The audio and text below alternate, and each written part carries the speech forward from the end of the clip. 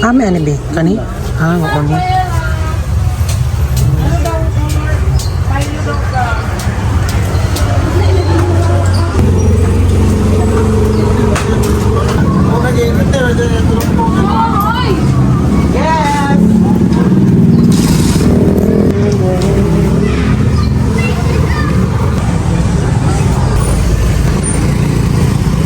Bapak tinggal apa?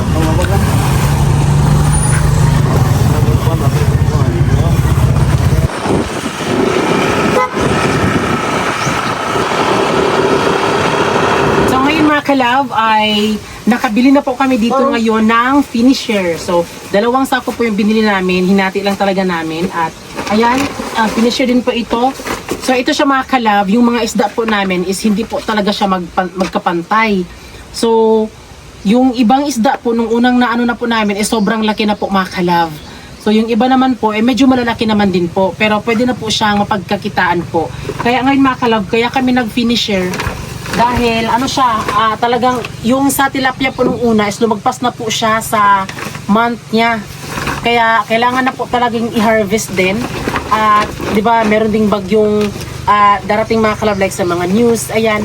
So para ito mga kalab, maano na po namin para ma-harvest na po namin mga kalab.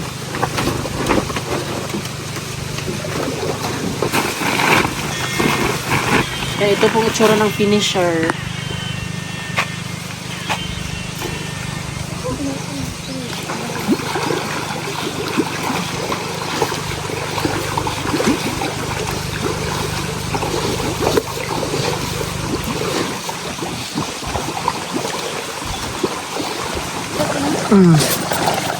Ilaw no? Anak ko dyan. Anak? 1.5. Ano ko kalawin lang?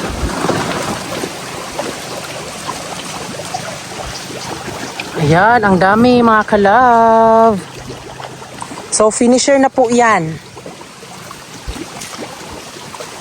Dahil malapit na po kami mag-harvest.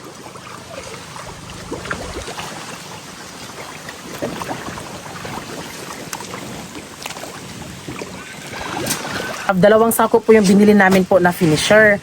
So kapag maubos ito mga kalab ay bibili na naman po kami.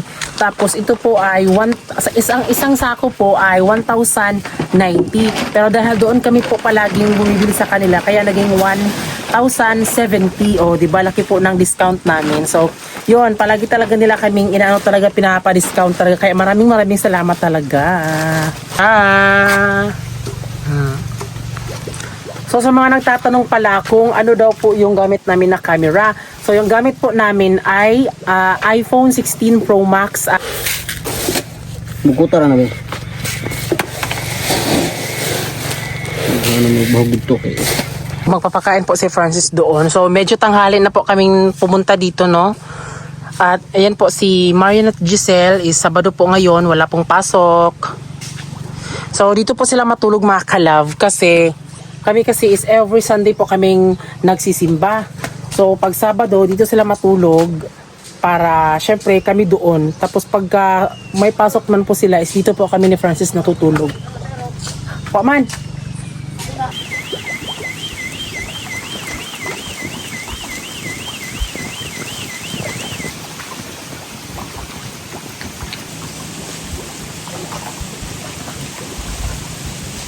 Ay mga kalab, kain na kami mga kalab at saka yung ulam namin ngayon, ito napakasarap. Naway. Ayan.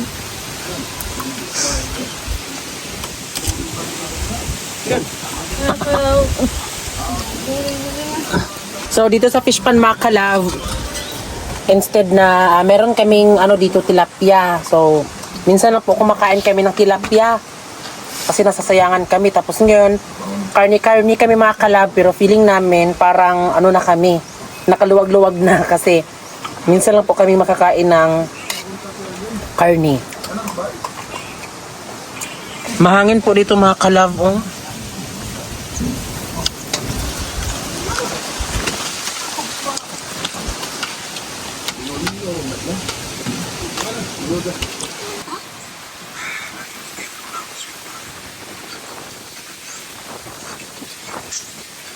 Halok. Oh, makapanamsot na. Hindi ko mo buyo dito eh. Alayo dito sa lungsod. Maun sa palang hilo ng mga bata. Hindi ako sila mama.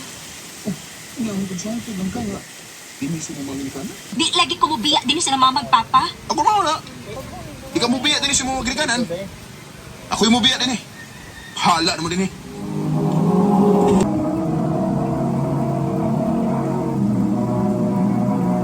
So ngayon mga kalab is Sunday. So ngayon po ay bibilin naman po kami ng pagkain po ng tilapia. So finisher. So doon sana kami doon sa may naka-discount kami pero wala na po. So last na pala yung kahapon. So kahapon pa lang po kami nakabili. Pero ayan, parang binuhos talaga namin mga kalab. Pero ngayon ay dito kami din sa Kabadbaran para bumili din po ng pagkain po sa mga isda. Apat po mga kalab. Awid Kai. At kasama namin si Kylie. Hi Kai. Hi! Sama na? Ha?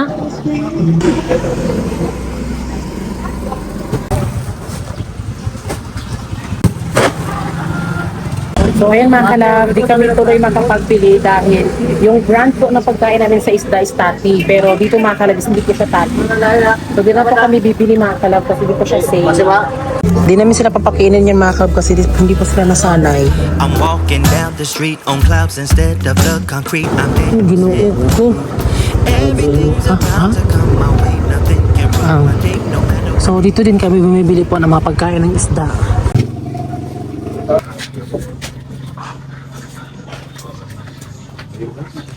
So pagdating po namin dito Ayo! walang tao, Diyos ko ay. Nakikita niyo ba? Nakikita ko mga kalab. Akin ang beri. Yun o. Luloy, be. Mura. Be, oh, yun. So ayun mga kalab, wala talagang No, I tao. don't care 'cause I am on my way up and I won't stop. I won't slow down. Steady on my feet, I'm gonna rise up. No, I won't stop. It is my time. Cause I know what it's like to be broke. I know what it's like when nothing goes your way.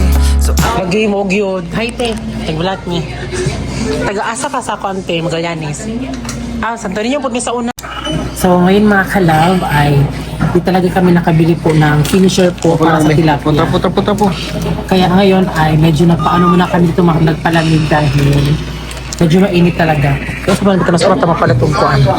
Dito, palit ka na eh. Kala sa rapit. Na, saka ito may pick up eh. So dito naman tayo, so... Sa kabila na sa kabila naman tayo bibili mga kalab. Doon tayo pupunta. Baka meron. Pilap ka na daw.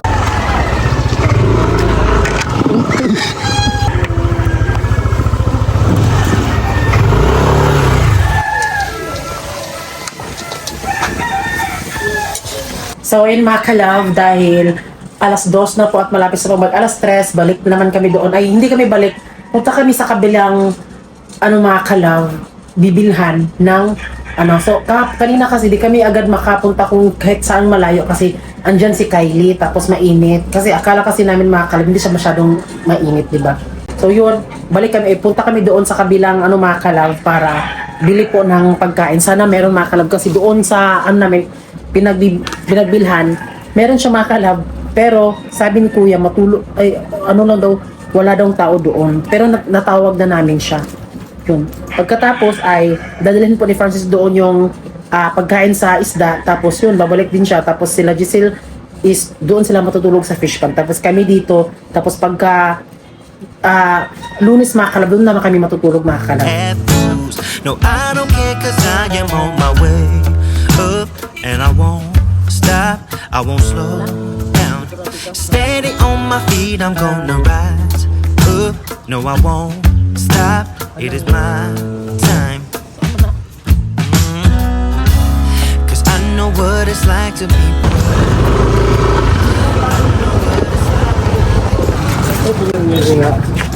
No sir? Matating. yeah, I am on my way.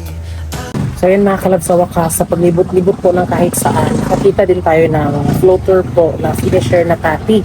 So Tati po yung hinahanap namin kasi Tati po kasi yung nakasanayan po ng aming mga isda. So napansin yung mga kalab, kapag nasa public, ako na nag-vlog, medyo nahihiya talaga ako mga kalab na mag-ipagkanon yung ginawa ko dahil nahihiya talaga kayo. Pero ito ngayon mga kalab, pag-charcharo na ganito, Pero sa totoo, nahiya na talaga ako makakalab mag-vlog pag sa public. Hindi ko kayang mag-ano, no? Nakakahiya siya makakalab. Kahit sobrang tagal na namin sa vlogging, ay hindi ko pa din talaga kaya. Nahiya talaga ako. I won't slow down. I am on my way. I won't slow down. I'm strolling down the street with all of my favorite songs on repeat. I'm dancing through. Everything's about to come my way, and I don't care if you spill coffee on me or if the sky is gray or blue. No, I don't care 'cause I am on my way up, and I won't stop. I won't slow down. Steady on my feet, I'm gonna rise up. No, I won't stop. So ngayon mga kalab ay mag-aantay ako kay Francis doon sa Mr. DIY. So dito ako ngayon sa Mr. DIY. So nag-aantay ako dito ngayon sa Mr. DIY. Dalhin natin po ni Francis yung pagkain sa isda. Tapos meron ako nakita ditong small table. Ito talaga yung bet ko mga kalab. Kasi doon kasi sa bahay namin, yung table po namin doon is, ano siya, hindi siya yung medyo pang table. Pang table siya mga kalab, pero parang dini-DIY ko lang siya. Ayan, meron akong nakita dito. Bet ko yung mga ganito mga kalab. Magkano kaya to? Ayan, meron akong nakita ka na dito. Parang gusto ko siyang anuhin. Hala, bakla, bagay. No? Kahit pang lamesa to. Bet siya mga kalab, no? What you think?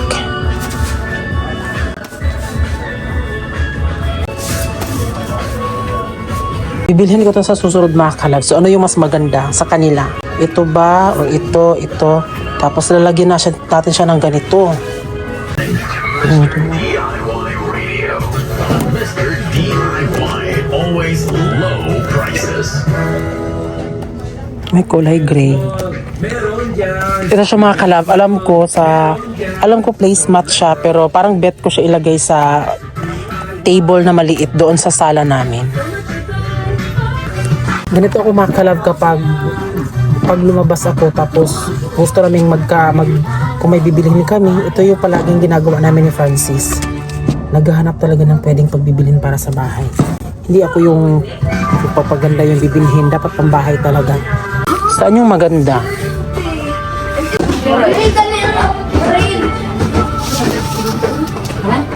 So comment kayo mga kalab is ano yung bet? Lalagyan ba siya ng placemat or bibilhin ko ba siya or hindi? So comment kayo mga kalab kasi aantayin ko yung mga comment nyo para bilhin natin yun, balikan natin yun mga kalab. So comment na. Hala, meron ang maganda din to. Maganda siya. Maganda to sa white na table. Diba? Perfect.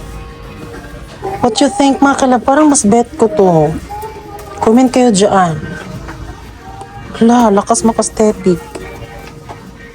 Di ba? Tapos ilalagay ko yung flower dito. Tapos yung ano namin, diffuser namin. Hala, parang mas bet ko.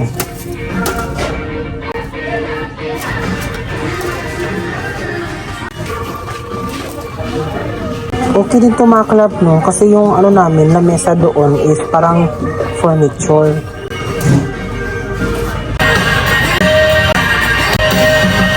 Gamit ng bahay. Meron lang po mga magaganda dyan, pero gamit talaga sa bahay yung importante sa akin talaga, sa amin ni Francis. Ito talaga yung sadya namin pag dito kami sa fish at dito kami sa Mr. DIY. Ito lalagyan ng mga apple o lalagyan ng mga salamesa, no? Maganda sa lamesa mga kalab.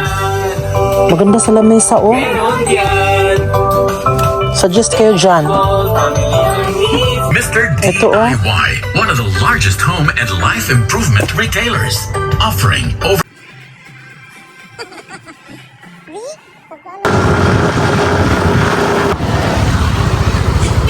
Asa naman to, be? Okay, oh. Eh, ikaw lang ikaw niya yung bago. Yan, pupunta na sila. Ayan mga kalab, sila ay mag-harvest na din. Sana all. Hindi basta-basta yung mga kapitbahay namin na may fish pond kasi yung nilalagay kasi nila is mga 200,000 na mga tilapia. So hindi siya basta-basta mga kalab. Sa amin kasi ni Francis is, syempre, pangalawang beses pa namin naglagay at sa ngayon mga kalab, nilagay po namin is 10,000 nung una. Tapos di ba na wash out yung sa bagyong uwan. Kanya sponsoran po tayo ni Sir Tom. Diba? So, syempre mga kalab, kami mga kalab, hindi kami makapaglagay talaga ng bongga dyan sa fish pond namin kasi yung inaalala namin is yung area po namin. Hindi din po kasi dapat maglagay tayo ng basta-basta na lang. Kunwari, maglagay tayo ng tilapia dyan na mga 200,000, kumbaga, diba? Or 100,000. Baka siguro hindi siya maano sa fish pond natin mga kalab kasi diba, konti lang, hindi naman po masyado kalaki po yung fish pond namin. Medyo malaki naman siya mga kalab pero hindi siya yung bonggang same talaga sa kapitbahay namin na medyo malaki talaga yung fish pond nila. If ever siguro kung hindi siya hinati or hindi po siya hinarangan po para magkaroon talaga kami ng fish pond doon na Papa Carlo, syempre pwede siguro siya lagyan po ng mga tilapia na ganon. At sila dito mga kalab, bongga yung mga nilalagay nila. Haman. May pag-video ha.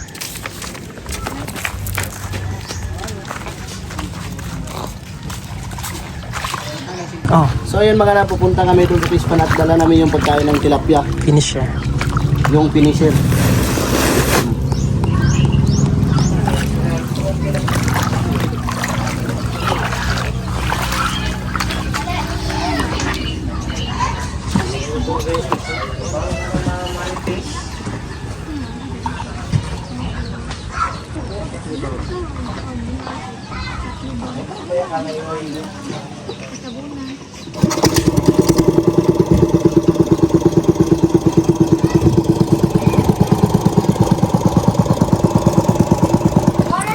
Ano pala yun mga kalab, buyer pala yun ng tilapia. Sila kasi kapag buyers, pag nagbibili sila ng tilapia, yung pang madamihan talaga. Hindi same sa amin na medyo onti lang. Yan. So ngayon mga labay, pupunta kami sa fish pond at dalan-dala namin yung mga pagkain ng tilapia namin. Yung kasama namin, oy! Ay! Kuliran ulod!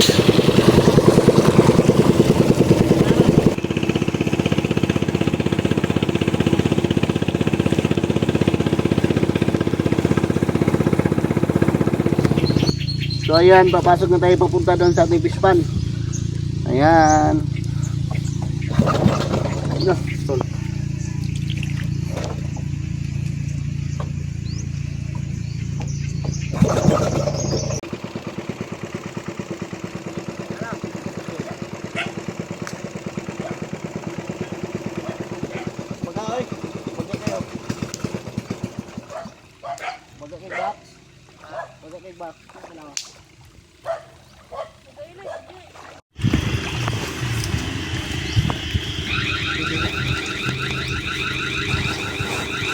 Ayan, nakarating na kami sa bahay namin.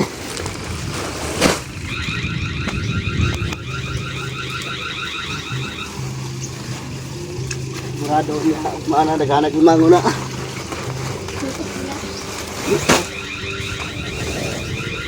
Naghanag tilapia. Naghanag tilapia.